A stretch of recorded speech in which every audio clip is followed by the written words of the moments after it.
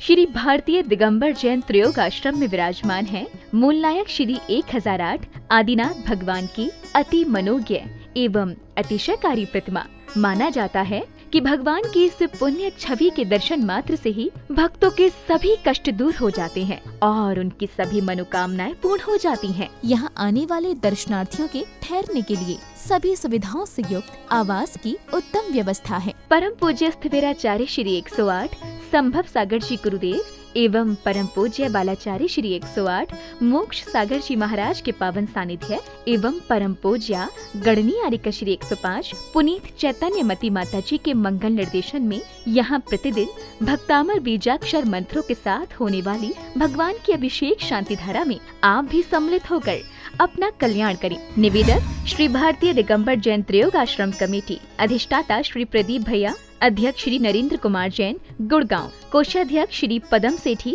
ठाणे मुंबई। ओम ह्रीं श्रीं क्लीं ऐं रं वं वं हं शं तं पं वं वं मं मं हं मं शं शं तं तं पं पं जं जं धीं धीं श्रीं श्रीं द्रां द्रां द्रीं द्रीं द्रावय द्रावय नमरते भगते श्रीमते पवित्रतः जलेनाभिषेक करोमि स्वाहा। सिद्धेभ्यः ओम नमः सिद्धेभ्यः नमो नमः। ओम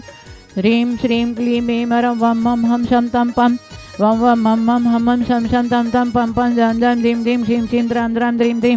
द्रावय द्रावय नमरते भगते श्रीमते ओम ह्रीं क्रोम अस्माकं शांतिधारा देखने वाले करने वाले सर्व भक्तजनानां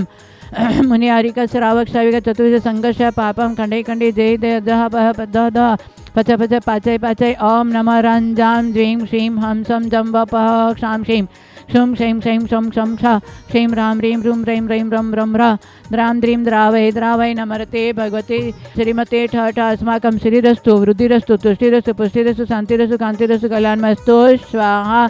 एवं अस्माकं कार्यसिद्ध्यर्थं सर्वविघ्ननिवारणार्थं श्रीमद्भगवत सर्वज्ञ परमेश्वरी परम पवित्र नमो नमः। अस्माकं श्री शांति भट्टारक पाद पद्म प्रसादात सद्धर्म श्री मलय आरोग्येश्वर अभिवृद्धिरस्तु सद्धर्म शिष्य परिशिष्य वर्गा प्रसिद्धंतु न। ओम नमरते भगते श्रीमते श्री आदिनाथ तीर्थंकराय पद्म प्रभु पार्श्वनाथ महावीर चतुर्थी तीर्थंकर जिनेन्द्राय नमो नमः। ओम नमरते भगते प्रश्न से दुष्कल्मष दिव्य तेजोमते श्री शांतिनाथ शांति कराय सर्व अभिघ्न प्रणाय सर्व रोग अपमृत्यु विनाश नहीं सर्व पर शुद्ध विनाश नहीं सर्वारिष्ट शांति कराय। ओम ह्रां ह्रीं ह्रूं ह्रौं ह्रा अस्याउषा नमः। अस्माकं सर्व सेवकानां शांतिधारा देखने वाले करने वाले सर्व भक्तजन मुनि आरिका श्रावक शैग्नाम चतुर्थ संघर्ष यशस्या सर्व कार्य सिद्ध्यर्थं तुष्टिं पुष्टिं कुरु कुरु स्वाहा। ओम ह्रीं श्रीं क्लीं ऐं रमस्याउषानाथ विद्ये नमः अर्यन्ताणं सर्वशान्तिं कुरु कुरु स्वाहा। ओम ह्रीं श्री पार्श्वनाथाय दंड पद्मावती सहिताय ठमलर्युं स्मां स्मी स्मु स्मै स्मो स्मा कलिकुंड दंड स्वामी नतुल बलवीर प्रकमय अस्माकं शांतिधारा देखने वाले करने वाले सर्व भक्तजनानां मुनि आरिका श्रावक शैव चतुर्थ संघर्ष्य सर रमेश आशीष अंकित ज्योतिष रारा कलकत्ता दुल्यांश पर्यस सुरेश सरोज देवी रजनी रेखा मुलमुल वेदी निधि निक्की पाटनी कोठारी बिलवाड़ा सपरिवार अस्माकं सर्व शेखानां सर्व परदीप आकांक्षा दीपा मोनिका नीलिमे सर्व अषाद्योग शांति भारतीय सर्व अषाद्योग कोमल टोंग्या सर्विघ्न शांत्यतां जुया सर्विघ्न शांत्यतां सर्वविघ्न निवा इंद्र चंद्रश सर्विघ्न शांत्यतां सर्व संतोषस्य सर्व नूतनस्य सर्विघ्न शांत्यतां यश यश पूर्वी कार्य सिद्ध्यर्थं यश राकेश बॉबी सर्विघ्न किरण कुसुम सर्व सरिता सरलाई सर्विघ्न शांत्यतां सर्व विघ्न निनाशं सर्व हीरो आनंदस्य परिवारस्य रवि सेठी डिमापुर परिवारस्य सर्व सपना ज्ञानेश सर्वविघ्न शांत्यतां सर्वविघ्न निवारणार्थं सोनम्या सर्वविघ्न निवारणार्थं आरोग्य प्रत्यतपन्नं सर्वविघ्न शांतं सर्वांगपणा शांत्यतां अस्माकं सर्व शेखानां आयुष्य सर्वविघ्न शांत्यतां राकेश बॉबी सर्वविघ्न शांत राकेश गालेश गाजियाबादस्य परिवारस्य राकेश गाजियाबाद सुशीलस्य गाजियाबादस्य सुशील अनुराधस्य परिवारस्य विघ्न शांत्यतां सर्वविघ्न निवारणार्थं मम सर्व शांत्यर्थं सर्व नमो व्रत निर्विघ्नेन संपन्न भवितार्थ्यं मम अतिचार अनाचार येन कार्य सिद्ध्यर्थं सर्व कार्य सिद्ध्यर्थं पुनः पुनः भवन साधना वृद्ध्यर्थं सर्व कार्य सिद्ध्यर्थं शांति कुमारस्य विघ्नब्ध शान्ततां सन्तोष हेमा सर्वविघ्नब्ध शान्ततां जित सर्वविघ्नब्ध शान्तताम् अस्माकं महेन्द्रस्य रेणुया सर्वविघ्नब्ध शान्ततां सर्वकार्यसिद्धितं मम त्रयोगाश्रम सने संभव सागरस्य समाधि साधनवृत्तम् आर्यगुरिततां सर्वकार्यसिद्ध्यतां साकिन्यादि भयोपशमनं कुरु आत्मविद्यां रक्षस परिविद्यां छिन्द छिन्द अभिन्दं धरूं फट् स्वाहा ॐ ह्रीं ह्रीं श्रीं हंसाणं अर्यन्ताणं नमः सिद्धाणं नमः आर्याणं जानवलेशवशाणं नमः जनानं वैद्यनानं परमजनानं सौविद्यनानं अनन्तजनानं कोटिविद्यनं वेदविद्यनं पादानसायणं नमः सम्मीण सदानं नमः सैवदानं पतेवदानं वैवदानं उजमुदेन वेलमुदेन माबणदशमय चौदशमय मटंगमानिमितिकुशलानं नमः वेटिपतानं नमः विद्यानं नमः चारणं आपण समानानं आकाशगमनं नमः शिवसान् ऋटिसानो गतवान् दत्तवान् दत्तवान् मातावानं घोरतवानं गुरुगणानं नमः घोरपरिगमनं गुरुणममेण मामसेपतानं खेलोसेपतां जलोसेपतां विटोसेपतां सवसेपतानं नमो माडमलेनवति बेलेनं काय बेलेनं खिरसविन शपिशवनं औरषणं अमणसविनं अखिणमानचान वडमानस्य सिद्धदानं नमो भयोदो महति महावीर वडमान बुद्धिऋषिणं ह्रां ह्रीं ह्रूं ह्रौं ह्रा अस्यवसा प्रतिचक्रे फट् विचक्राय ज्रां ज्रां नमः स्वास्माकं सन्तोष ललितस्य परेश पुष्पाशेटि सरिघ्नब्ध शान्ततं सुशील असा संगीत सरिघ्नब्ध शान्ते सरिल दिलीप सरिघ्नब्ध शान्तत मुकेश निकुंज अलकेश परिवार सरिघ्नब्ध शान्ते रेणुकास्य परिवेश सरिघ्नब्ध शान्त्यर्थं ममता चन्द्रप्रकाश सरिघ्नब्ध शान्ते प्रीति सौगानि सरिघ्नब्ध शान्त्यतां सर्वकार्यसिद्धितं ह्रां ह्रीं ह्रूं ह्रूं ह्रीं ह्रैं ह्रौं ह्रा अस्यवसा समदर्शन ज्ञान साहित्यभरीं नमः सदा स्वाहा गुलाबचन्द्रस्य सरिघ्नब्ध शान्ततं मधुया सरिघ्नब्ध शान्ततं श्री आदिनाथ जिनेन्द्राय नमो नमः स्वाहा ओम ह्रीं श्री शांतिनाथ जगत शांति करे अस्माकं सरिघ्नब्ध शांतिं कुरु गुरु ओम ह्रीं श्रीं क्लीं ऐं ह्रं श्री कमठोपदेशयुक्त श्री पार्श्वनाथ जिनेन्द्राय नमो नमः ओम ह्रीं श्री चतुर्सिद्धतंग जिनेन्द्राय नमो नमः